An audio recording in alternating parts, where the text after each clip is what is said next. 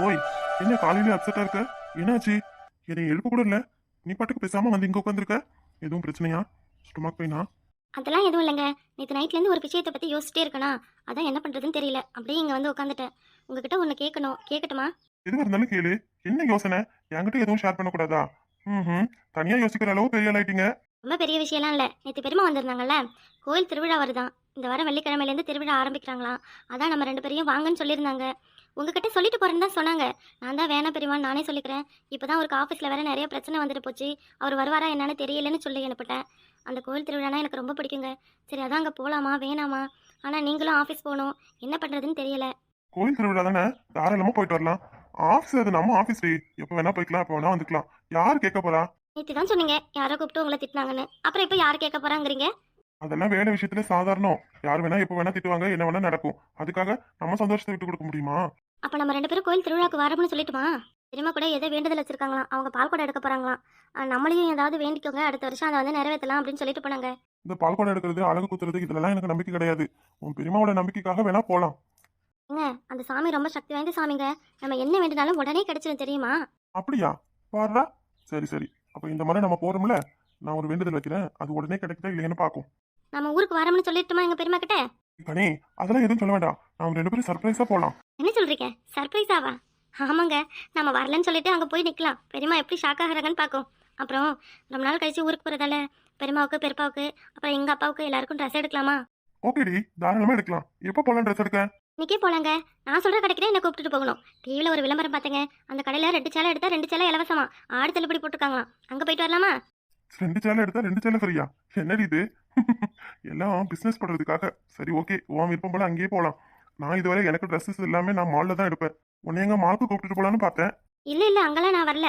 இந்த கடையில் தான் ஆஃபர்லாம் போடுறாங்களாம். அப்புறம் அந்த சேலைலாம் 1000 ரூபாய்க்கு மேலே 2000 ரூபாய்க்கு மேலெலாம் எடுத்தா ஏதோ சில்வர் கூட அதெல்லாம் தராங்களாம்.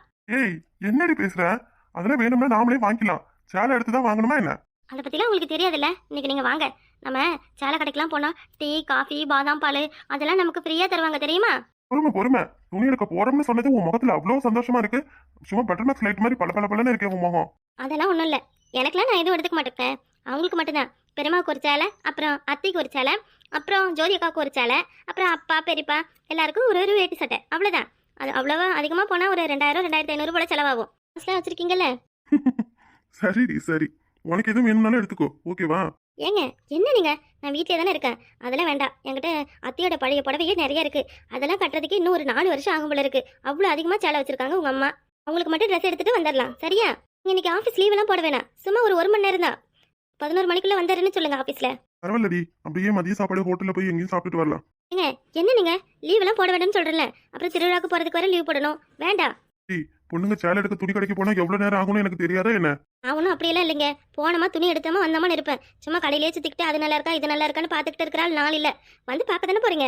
சரி சரி, வா கிளம்பலாம். அப்போ இன்னைக்கு ஆஃபீஸ் நான் 1 ஹவர் கழிச்சு வரேன்னு சொல்றேன், சரியா?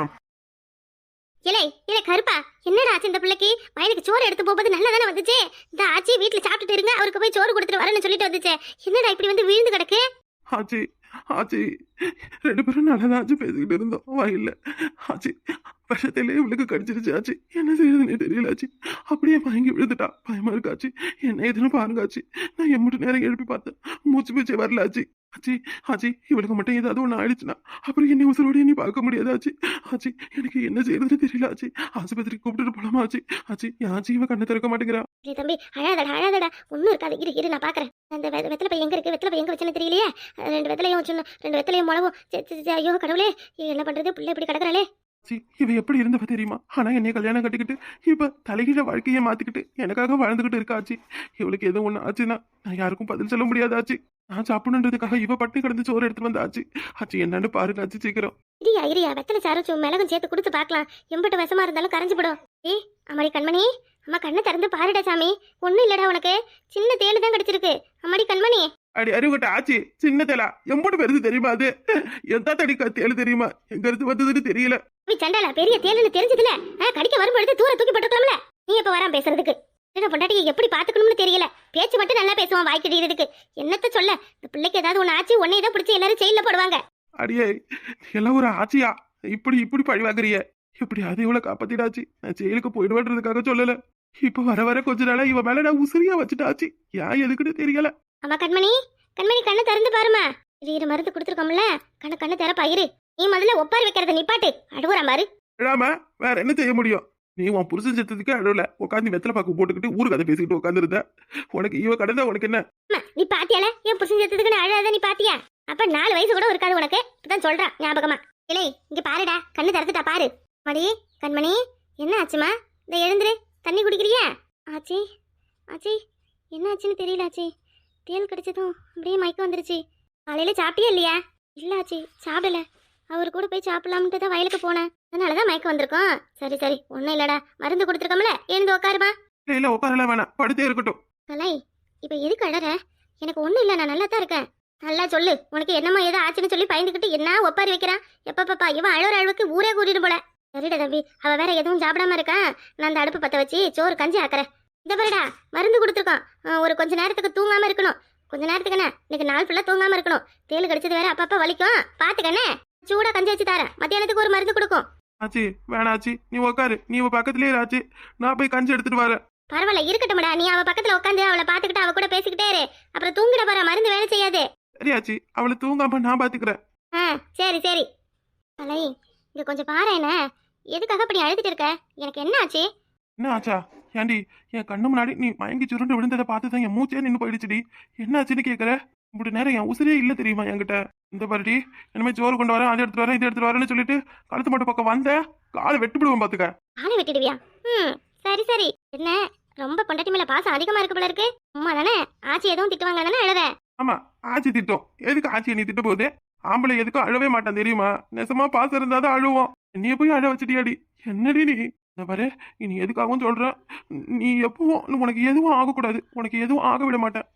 முதல்ல நம்ம ஊருக்கு கிளம்பி போலாம். இங்க இருக்க வேண்டாம். நீ கஷ்டப்பட்டதெல்லாம் போதும். நீ எனக்காக எதுவும் செய்ய வேண்டாம். என் ஆத்த காலில் விழுந்தாவது மன்னிப்பு கேட்டு நம்ம அங்கேயே போய் இருந்துக்கலாம். அப்போ ஆச்சி ஆச்சி யார் பாத்துக்குவா? ஆச்சியும் கூடயே கூப்பிட்டு போகலாண்டியே. அதெல்லாம் எதுவும் வேணாம். நீ என்ன சொன்ன? இருந்து நம்ம போறதா இருந்தா 3 பேரா தான் போகணும்னு சொன்னியா இல்லையா? இனி நம்ம இந்த இடத்த விட்டு நம்ம அத்தைக்கிட்டயோ இல்ல தேவா மாமாவையோ பார்க்க போகணும்னா நம்ம 3 பேரா தான் போகணும். ஓகேவா? கலை, எனக்கு ஒரு மாதிரி தூக்கம் வருது கலை. ஐயோ, தூக்கம் வருதா? ஆச்சி வேற மருந்து சாப்பிட்றக்க தூக்க கூடாதுன்னு சொன்னாங்க. என்னடி நீ தூக்கம் வருதுங்கிற? தூங்காதடி, தூங்காத. இல்ல கலை, எனக்கு ஒரு மாதிரி மயக்கமாவும் இருக்கு, தூக்கமாவும் வருது கலை. எழுந்து எழுந்து எழுந்து உட்கார. நீ தூங்காம இருக்கிறதுக்கு நான் ஒண்ணு பண்றேன். தூங்காம இருக்க என்ன பண்ண போற? இப்படியே உட்காந்து நம்ம 2 பேரும் அடுத்து வாழ்க்கையில என்ன பண்ணலாம், ஏது பண்ணலாம், எத்தனை குழந்தை பெற்றுக்கலாம்னு நம்மளோட எதிர்கால பத்தி பேசிக்கிட்டு இருக்கலாம் இல்லையா? நீ எதுக்கு பழற? கண்ணத்தோட நீ அழுதா என் மனசே வலிக்குது தெரியுமா? அழாத கலை. ஒரு பொண்ணு கண்டி கண்ணீர் வடிக்கிற ஒரு புருஷன் கிடைக்கிறதுக்கு கொடுத்து வச்சிருக்கணும் தெரியுமா? நீ என் புருஷனா கிடைக்க நான் ரொம்ப கொடுத்து வச்சிருக்கேன் கலை. நாம எதுக்காகவும் எப்பவும் எந்த சூழ்நிலையிலையும் பிரியவே கூடாது. நீ எப்பவும் என்னை விட்டு போயிடாது. நான் எதுவும் தப்பு பண்ணா என்னை அடி கலை, என்னை திட்டு.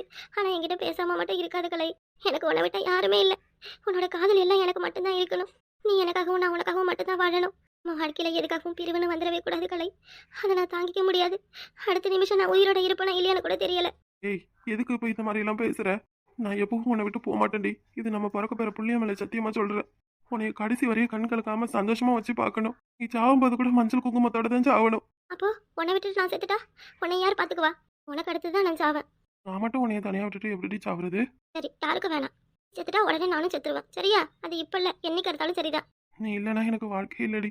பொறுப்பே இல்லாம சுத்திக்கிட்டு கிடந்த என்னைய ஒரு பொறுப்பானவனா மாத்தி ஒரு நல்ல மனுஷனா ஆளாக்கி சம்பாதிக்கணும்னு எல்லா எண்ணத்தையும் வர வச்சு என்னை ஒரு ஆளா நிறுத்திருக்கடி. ஒரு பொண்ணு நினைச்சா எதையும் சாதிக்க முடியுங்கிறத நீ நினைத்து காமிச்சிட்டடி. நான் என்ன செஞ்சேன்? எனக்காண்டி நீ ஏன் மாறி இருக்க? கல்யாணம் பண்ணா பொறுப்பு வந்துரும்னு சும்மாவா சொல்றாங்க? தூக்கம் வருது கலை. ஏய், தூங்காதடி. தூங்காம இருக்க ஏதாவது பண்ண. ஏதாவது பண்ணணுமா? என்னடி பண்றது? என்ன பண்றதுன்னு என்ன கேட்டா ஏதாவது பாட்டு பாடு. என்ன பாட்டு பாடணுமா? பைத்தியக்காரி, இங்க கிட்ட வாங்க.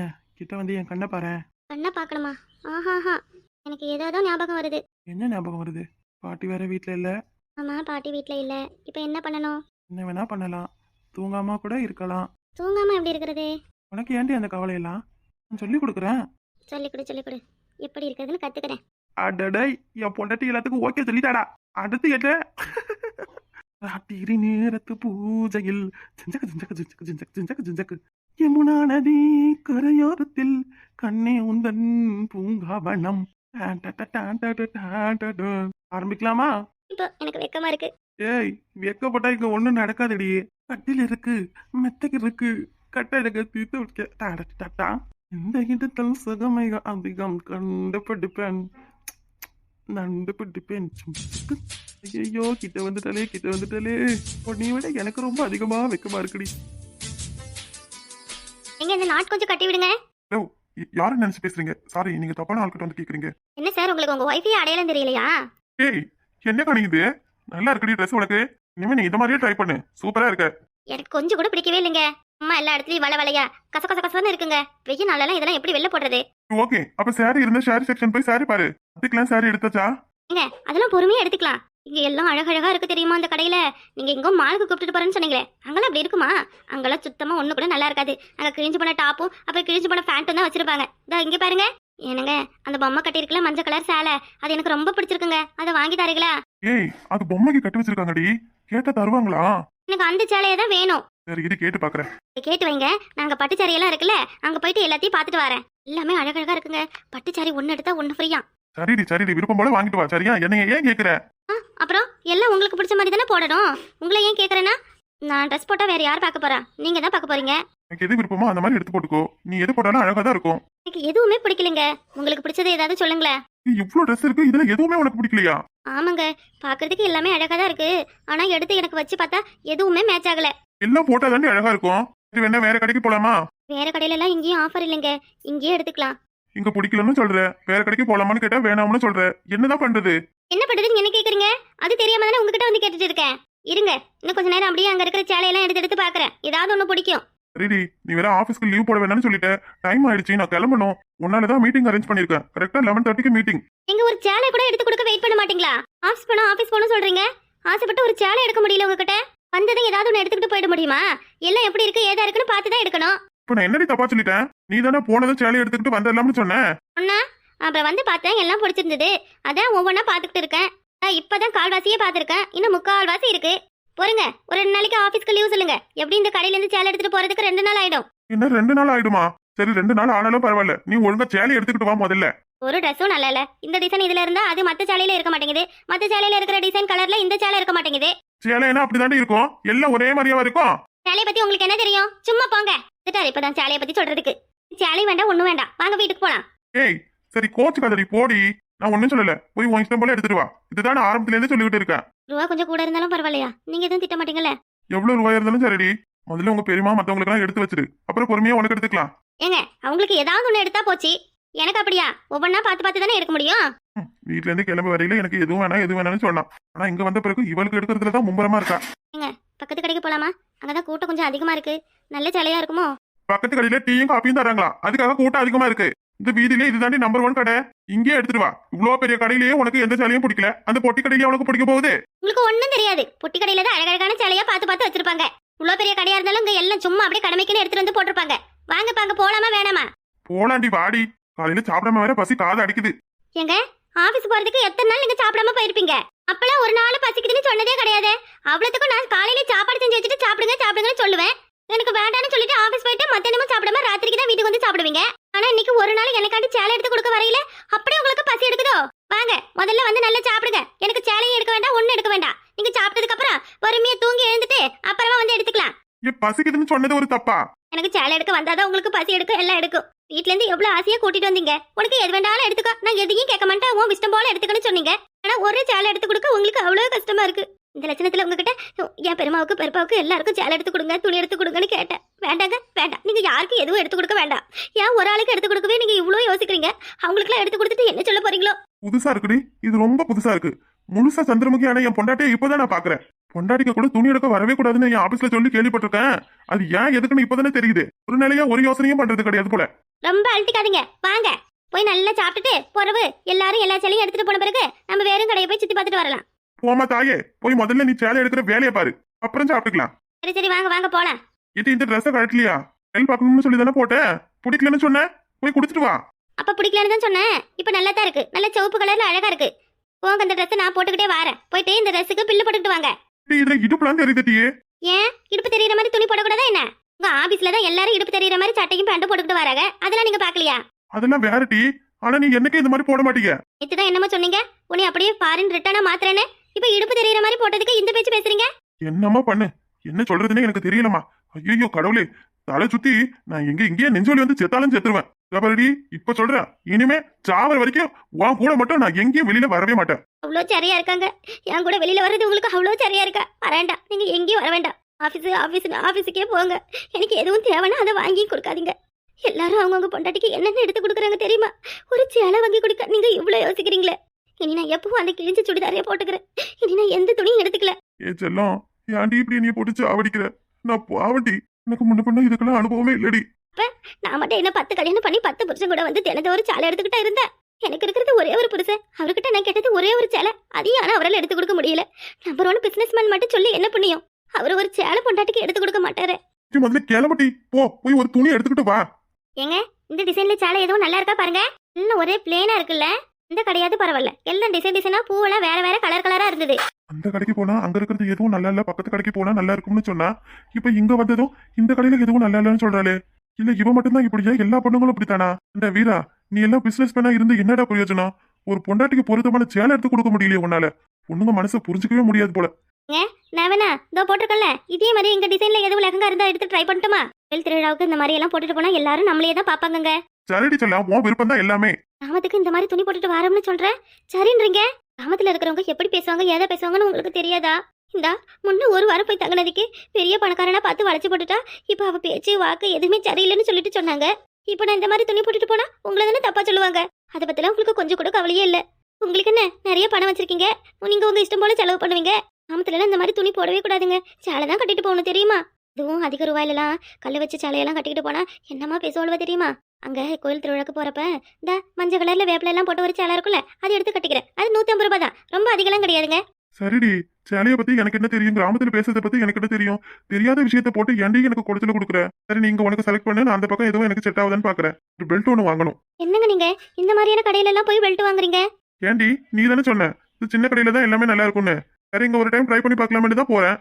சும்மாவே உன் கூட வரும்ல, நானும் இந்த கடையை சுத்தி பார்த்த மாதிரி இருக்கும். அப்ப என் கூட வர்றது உங்களுக்கு அவ்வளவு சரியா இருக்குல்ல?